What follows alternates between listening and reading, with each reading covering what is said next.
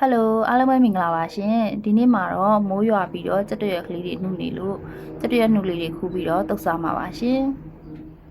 သူ့ရဲ့ရက်သားလေးကတော့လက်ဖက်လိုမျိုးပါပဲလက်ဖက်ကနည်းနည်းကျန်းပြီးတော့သူကတော့ပိုနူးညံ့ပါတယ်ကဲဘလို့တုပ်မလဲဆိုတာကိုအားလုံးပဲဗီဒီယိုလေးအဆုံးထိလိုက်ပတ်ကြည့်ရှုပေးကြပါအောင်ရှင်ဗီဒီယိုလေးမစတင်ခင်မှာလည်းဝန္ဒနာဖြူရဲ့ Cooking Blog Channel လေးကို Like and Subscribe လေးနှိပ်သွားပြီးပို့မေးပါနဲ့အောင်ရှင်အရင်ဆုံးခြံနောက်ဘက်မှာရှိတဲ့ကြက်တွရက်ကလေးတွေကိုတော့ခူးပါမယ်ဒါကတော့အရင်ကနေကတ်ခုတ်ထားတာပေါ့နော်ဒါမှနှင်းလေးနဲ့ခူးလို့ရမှာသူကခြုံပုံစံမျိုးပေါ့နော်သူ့ရဲ့အသီးကလည်းစားလို့ရပါတယ်အပင်ကြီးထားလိုက်မယ်ဆိုတော့ခြုံလိုမျိုးဖြစ်သွားပြီးတော့စူးတွေလည်းနည်းနည်းရှိတယ်ဒီပြေဘက်မှာတော့သူ့ကိုမိုးကြလက်ဖက်လို့လည်းခေါ်ပါတယ်ပေါ်ကအနုလေးတွေကိုပဲခူးပါမယ်သူကဘေးဥပမဖြစ်ဖက်နဲ့လူနဲ့လဲတဲ့တော့လက်ဖက်ကြိုက်တဲ့လူတွေဆိုလို့ရှိရင်လက်ဖက်စားရမှာကြောတင်းမှာဘာညာကြောက်တယ်ဆိုလို့ရှိရင်အခုလိုမိုးကြလိမ့်မှာကြက်တရွက်ကလေးတွေတုပ်စားတာပို့ပြီးတော့အဆင်ပြေရပါတော့ကဲခုဆိုလို့ရှိရင်တစ်ခါတုပ်လောက်လဲရပြီဆိုတော့တော်ပါပြီပြန်ပါတော့မင်း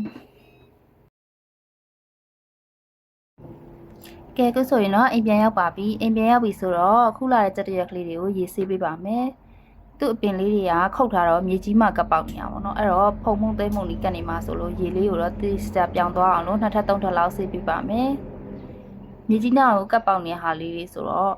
ပိုးမွားလေးပါလေးလည်းကပ်နေတယ်လို့စားရည်လေးနဲ့ဆေးပေးမယ်ဆိုရင်တော့ပိုကောင်းပါတယ်ဒီနေ့တော့စားလေးထဲကိုမိသွားတာပေါ့နော်ဒီတိုင်းလေးပဲဆေးလိုက်ပါတယ်အကုန်လုံးပြောင်းစင်သွားပြီဆိုလို့ရှိရင်တော့သူတို့ကိုပြုတ်ပေးပါမယ်ရှင်ရေဆေးပြီးသွားတဲ့ကြက်တွရက်ကလေးတွေကိုရေမြများလေးနဲ့ပေါ့နော်စူပြီးဣသွားသည့်အထိပြုတ်ပြလိုက်ပါမယ်ပြုတ်ပြီးသားတဲ့ကြက်တွရက်ကလေးတွေကိုတော့အေးခံထားပေးပါမယ်ရှင်ဒါကတော့အေးခံပေးထားတဲ့ကြက်တွရက်ကလေးတွေပါသူတို့ကိုရေလေးတွေကိုစစ်ပေးလိုက်ပါမယ်ရေစစ်ပြီးသွားရင်တော့ရေလေးတွေပြောင်းသွားသည့်အထိပေါ့နော်စုပ်နေပေးလိုက်ပါမယ်ရှင်ဒီလိုမျိုးဣအောင်ပြုတ်ပေးတာချက်ချင်းစားလို့ရတယ်ပေါ့နော်အဲ့လိုမဟုတ်ဘဲနဲ့နည်းနည်းနူးယုံလောက်ပဲပြုတ်မယ်ဆိုလို့ရှိရင်တော့သူ့ကိုရေစိမ်ပေးထားရပါတယ်ရေစိမ်ပေးထားမယ်ဆိုရင်တော့4ရက်လောက်ပေါ့နော်စိမ်ထားပေးရပါတယ်ရှင်ခုကတော့ချက်ချင်းစားကျင်တာနဲ့ပဲတခါတည်းဣအောင်ပြုတ်လိုက်ပါတယ်ပြီးရင်တော့အထက်မှာရှိရဲ့နည်းနည်းအယိုးလေးတွေပေါ့နော်အားလေးတွေကိုဖယ်ထုတ်ပြလိုက်ပါမယ်ဒါဆိုရင်တော့ဒီလိုမျိုးလက်ဖက်သားလေးနဲ့တူတယ်ပေါ့နော်အသားလေးတွေရပါပြီတုပ်ဖို့အတွက်စက်သွန်ပြူလေးတွေထောင်းပါမယ်သူကတော့လက်ဖက်တုံနီကားလေးပဲတုပ်စားမှာပါပြီးရင်ငရုတ်သီးလေးလည်းထည့်ထောင်းပေးလိုက်ပါမယ်ရှင်ဒါကတော့ဟင်းချုံမုံလေးတစ်စုံထည့်လိုက်ပါတယ်စားတစ်စုံထည့်ပါမယ်ပြီးရင်တော့အားဒီအကုန်လုံးကိုညက်သွားအောင်ထောင်းပေးလိုက်ပါမယ်ထောင်းပြီးသွားလို့ရှိရင်တော့ခုနကတော့ကပြုတ်ပြီးတော့ရင်းညှက်ထားတဲ့ကြက်တွရက်ကလေးတွေကိုထည့်ပေးပါမယ်တမြာသီးလေးလည်းညှစ်ပေးလိုက်ပါမယ်ချင်းချင်းလေးစားကြရင်တော့တမြာသီးကိုပိုးပြီးတော့ညှစ်ပေးပါရှင်ပြီးရင်စီလေးစမ်းပေးပါမယ်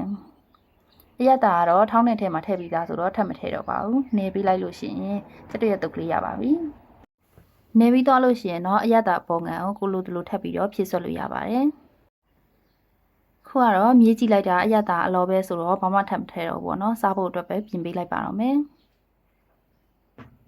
ပဲစီလေးဗာလေးနဲ့လည်းစားလို့ရပါတယ်ခုကတော့ပဲတီထည့်မထားပါဘူးနှမ်းကြက်သွန်ကြော်ရဲ့သွန်ဖြူလေးရဲ့ငရုတ်သီးလေးရဲ့ပေါ့နော်ထည့်ထားလိုက်ပါတယ်တမြသီးလေးလည်းထည့်ညှစ်စားလို့ရပါတယ်ကဲဒါဆိုရင်တော့ကြက်တရက်တုပ်ကလေးရပါပြီရှင်ဒီနေ့တော့ဒီလောက်ပါပဲရှင်လာရောက်ကြည့်ရှုပေးရတဲ့အတွက်လည်းအားလုံးကိုကျေးဇူးတင်ပါတယ်ကိုကြီးကျမချင်းစိတ်ချမ်းသာခြင်းနဲ့ပြည့်စုံပါစေရှင်နောက်တင်မယ့်ဗီဒီယိုလေးတွေကိုလည်းအများကြီးကြည့်ရှုပေးကြပါအောင်ရှင်ဒါဆိုလို့ရှိရင်နောက်တင်တဲ့ဗီဒီယိုလေးတွေကြပြန်တွေ့ကြပါမယ်အားလုံးပဲတတာ